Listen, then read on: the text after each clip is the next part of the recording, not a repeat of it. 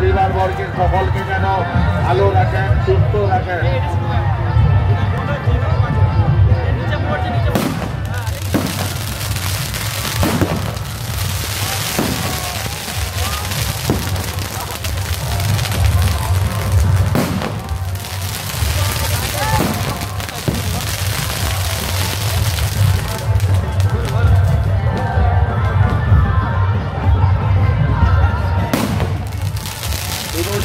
ধরমপুরে বাড়ি বাবার প্রণামী বাবদ 50 টাকা দান করিলেন।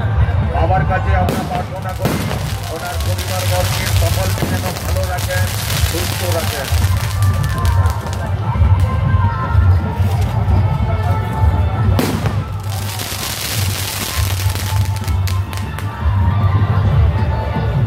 দর্শকদের উদ্দেশ্যে জানাচ্ছি যে সকল বাজি আমাদের মাঠের মধ্যে ঘটছে একটু দূরে দাঁড়াবেন যেন কারো কিছু বেহাত না ঘটে।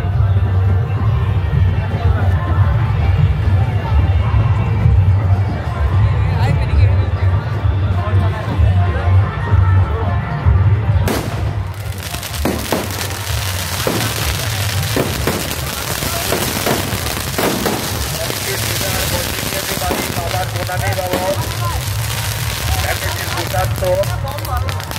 বর্গে যেতে পারি